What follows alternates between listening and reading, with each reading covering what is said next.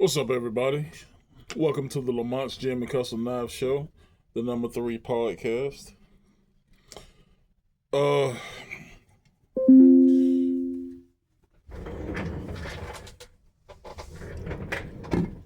be right back. All right, sorry about that. Welcome to the Lamont's Gym and Custom Knives Show, number 3 podcast. It's probably going to be kind of a long show today, but it's a necessary show. Probably one of the most important shows I've done this far. So let me give you a little bit of context. So my daughter had a had their spring band concert, and they had it at the Oxford Civic Center auditorium. Now, for anybody who know anything about that location over there, it could get kind of congested. Let's put it to you like that. It could get kind of congested.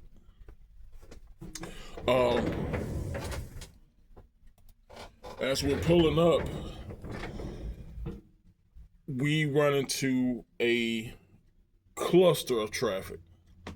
So let me give you a little context about the Oxford Civic Center and the park area. They have about 4, 8, 9, 10, 11, 12. They have probably about 13 to 15 fields, ranging from t-ball fields to softball fields to baseball fields. It's a pretty big park area when it comes to baseball and softball. Now they done added pickleball areas. They done added batting cage areas, which I think that's been there for a while. But they added the pickleball. They always had the tennis courts. So this is a congested area within itself. And then you have the park. Oxford Lake, is a beautiful lake with pavilions. You can fish. You can just walk, run, sit and relax in the shade. Beautiful, beautiful area. Love Oxford Lake. And then you have the Civic Center. So just a roundabout figure, I'm going to say anywhere between 200 to 300 people was at the T-ball / youth 8 to 12 baseball area. 200 to 300 people. I'm going to say another 100 to 200 people was at the older 12 and over baseball area. 200 to 300. Maybe 100, 200. At the park itself, I can't give you that roundabout number because it was people everywhere. Everywhere. And I mean, just throwing a number out there, I'm going to say 300 to 400 people. So with those 3 areas right there, you probably got close to 1,000 people just in that congested area. And remember, you got cars everywhere with limited parking. So then you got they had the elementary and junior high band concerts at the Civic Center. We got there around 6:30, meaning at 7 they would have the senior high band concert. So you got people coming out, leaving as we're going in, and just around about figure 200 or 300 people, maybe more, at the elementary and junior high band concerts, with another 200, 300 coming in. And I don't think I mentioned the girls softball fields, which is on the other side. Is it on the other side of the Civic Center? Yeah, the other side of the Civic Center. That traffic didn't interrupt us too much, but still a whole bunch of traffic. So it was pretty hectic yesterday evening. Now, in the area itself, traffic is horrible. You got Talladega, the race Sunday coming in. It's a race Friday, Saturday, and Sunday. IROC, and I don't know if they still call it IROC. But you have races, if you count the dirt track, Thursday, Friday, Saturday, and Sunday. That's a lot of traffic coming in. And I mean, in the area of where the Civic Center is, probably about a mile or two Going to I-20, they built this truck stop, 18 wheelers everywhere. Congested, dude. I don't think they thought this out. Really, I really don't. And I'm not talking about the park people. That's been there since I've been alive. I'm talking about the new restaurants and the truck stops they put up.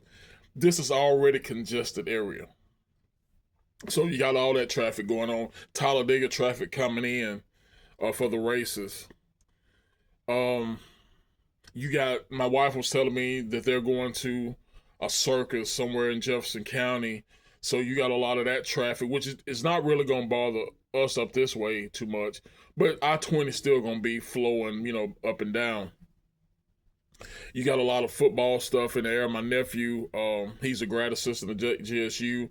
They're doing evaluations. They're doing recruiting. They're doing all kind of stuff.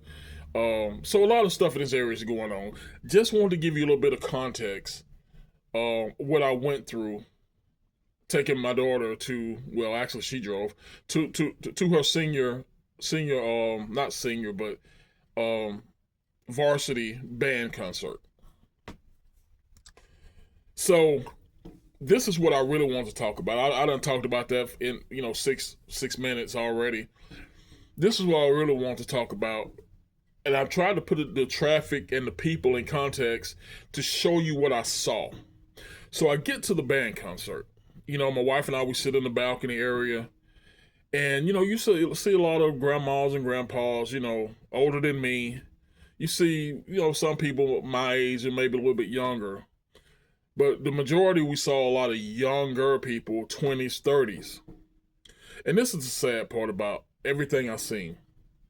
And I'm not exaggerating when I give you these numbers because I sit and counted. Out of the 36 to 46 young white males I saw, they had like long hair. That's okay. That could have been that could be a fad, a trend, or whatever. These are musicians or past musicians or people who play instruments previously, that may have been in a high school band, maybe try to play professionally on the side, still play an instrument. I get it. I get the rock star look, but it's still kind of weird to me. So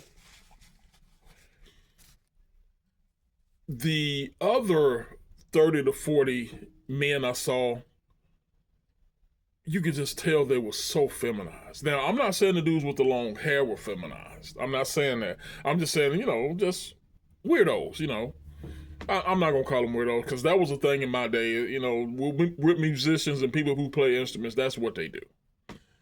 But the other 30 to 40, they were feminine. Period. They were feminine.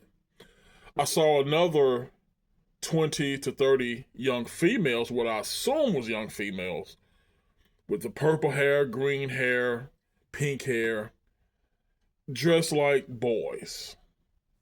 And these were some teenagers, some late teens, early 20s, mid 20s. And I was like, wow. So I done seen 30 to 40 young men in the 20s, 30s, feminized. I done seen another 20 to 30, what I assume to be females, dressed like boys with pink, purple, green hair. So at this point, I look at my wife, I said, what is going on? So in my brain, I'm like, we have lost. Y'all, we have lost the plot. We have lost in the information battle. What do I mean by that? What do you mean, Lamont? Listen, I'm telling you about what I've seen, maybe a few thousand people in a little concentrated area of Oxford, Alabama, Northeast Alabama.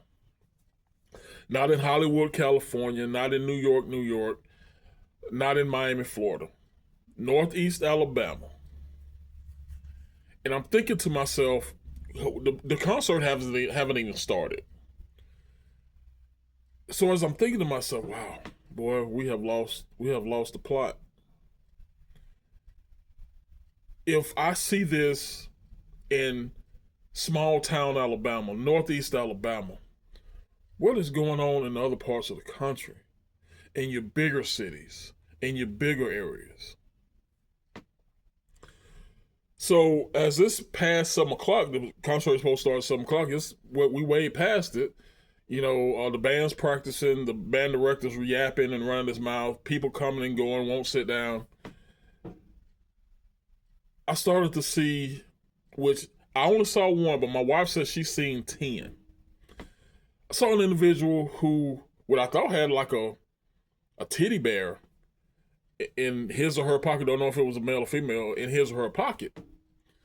I was like, that's weird, but hell, I had a little stuffed animal that reminded me of a very close friend that was killed in a car wreck in high school. Not a big deal. We get in the car, my wife tell me, no, these are furries. And we all know what furries are, which is a mental disorder. And I'm like, all night long, if you take away the grandmas and the grandpas, we saw a whole bunch of people identifying as something that they're not. I saw a whole bunch of people. I don't know if they were wanting attention with different color hair, piercings, and tattoos. This would not have happened in Alabama or so many other places 30 years ago. They have normalized this, y'all. The internet has done its part in spreading it like wildfire. But we have lost. These individuals, don't matter if they was in their late teens, early 20s, or 30s, these are the people who are going to be in 20 to 30 years my age, running stuff, running things. And we're going to have to rely on these people. That's scary to me. I told my wife, hell, I'm 54. My life expectancy is another 20-some years. If I live longer, so be it. But another 20-something years.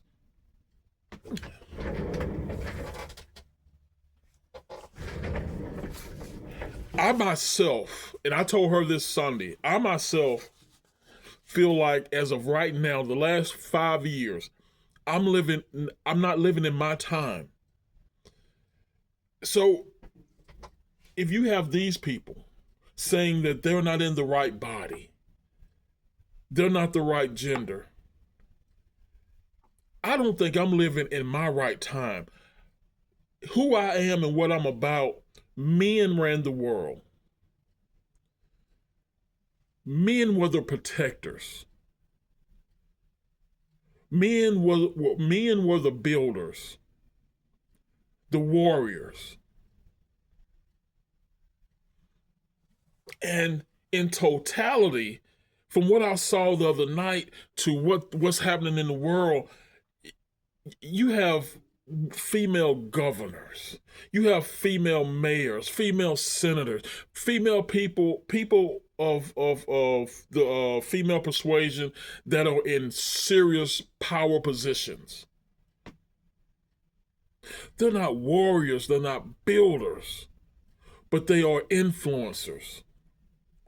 Powerful influencers. And I'm not talking about the social media influencers, which they can be put into this category, but I'm talking about the people who pass bills, who create bills, who make amendments to the Constitution. And you put all of that together, and what do you get? You get what I saw the other night. A bunch of feminized boys. A bunch of confused boys. A bunch of confused girls. Very confused. And it broke my heart. Was I disappointed? Yes, very disappointed. Because I go back 40-some years ago, when I had my choir, my final choir concert, I saw a bunch of men and women. Whether they were with me singing in the chorus or they were the mom and daddy sitting out in the audience. I saw a bunch of men and women. I didn't know what the hell I saw the other night, y'all. I don't. I saw normal people here and there. I saw some nasty people, some stinky people, some ugly people. And I guess you can include me in that bunch. Even though I don't think I'm ugly, but it is what it is. But I didn't see a whole bunch of normal people. The granddaddies and grandmamas were normal, in their 70s and 80s, because that's all they know is normal. What we saw from these young people it's not normal, but they have made it normal. And the discussion went on after the concert. We go into the car, and my wife and I pick with everybody. It's not that we hate anybody or we prejudice against anybody. No, we just pick with everybody because it's funny. Hey, we pick with ourselves. We mess with ourselves. But when we got in the car, and I was like, it's incredible from what I saw, and I'm explaining myself with the different color hairs, the tattoos, the piercings, and my wife go to say, that's what she tells me about the furries, but then she defends the individual with the tattoos and the piercings. That's not normal. Listen, I had this earring in my ear since I was 15 years old. Ain't no big deal. I don't have them in my damn eye sockets and my nose and all this and all that. That's not normal. Tattoos all in the face and on the neck. That's not normal. Give me a second, y'all. Let me blow my nose. I don't want to do this during the podcast. All right, sorry about that. So she starts defending these people. Then my daughter makes a comment which made me do this podcast today. She said, well, I just see them and let them be themselves. Let bygones be bygones. Should I have got mad at that comment? No. 30 years ago. But in today's world, yes, I did get mad at that. Because my daughter's been raised in a Christian household. Her and my wife go to Cornerstone Church. I don't go to Cornerstone because I don't go to non-denominational churches. That's just who I'm a Methodist. But as a Christian, young or old, whoever, we have to minister and disciple against these things. You don't have to be ugly about it. You don't have to be a jerk. But we have to minister against these things. No, they're not right. They're not normal.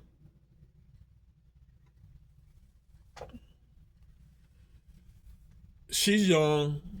She don't want no beef. She don't want no heat. So she said, and pretty much people her age said, let them be who they are. Maybe they'll snap out of it later on. Maybe they won't. I didn't do that when I was her age. Now I had to pick my battles, but I saw a lot of picking, and I put this in another podcast. I don't call it bullying. I call it picking with folks, teasing. Back then we used to call it jonesing. And whether it was against me or someone else, this is what I said: you either laugh with them or walk away. I chose to laugh with them because, hell, you want to crack on me? It's funny. It is what it is.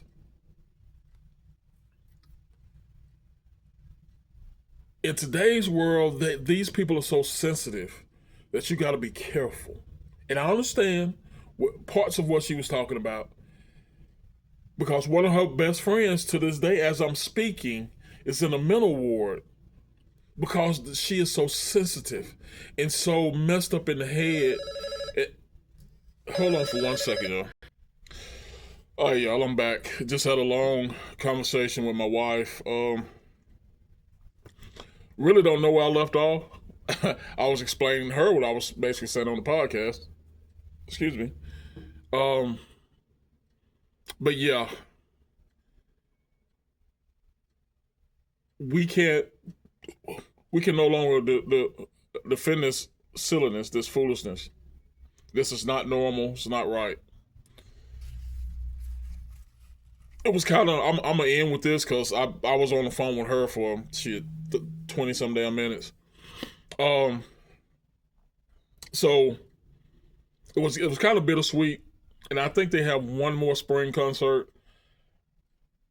It's going to be at a church on a Tuesday, so I'll probably see some of the same folks that I saw other night.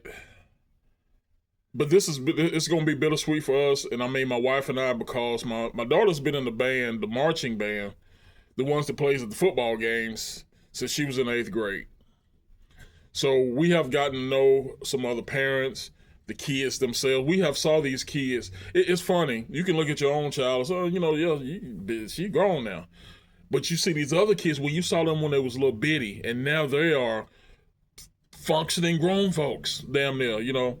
It's just crazy. But anyway, we'll probably see these cats, the parents and the kids, one more time because my daughter will no longer be in the marching band. She's going to concentrate on theater, drama, and show choir, which those are the three things she loves. It's her life. God bless her. I'm going to miss the Friday night football games, even though I don't have any stake in Oxford High School. I'm going to miss the Friday night football games. My wife is going to miss the Friday night football games, the traveling, the dressing up, etc., etc., etc. So it has come to an end, or will come to an end on the next spring concert, the final spring concert. And that'll be a wrap on that. The next family member that will attend high school will be probably my granddaughter in about 5 to 6 years. She's 8 now. So yeah, about another 5 to 6 years she'll be in junior high school. And we'll have to see what happens then. But anyway, I appreciate you guys. I love you. And as always, in the name of the Father, Son, and the Holy Spirit, you guys be blessed. You be safe. And I'll catch you next time.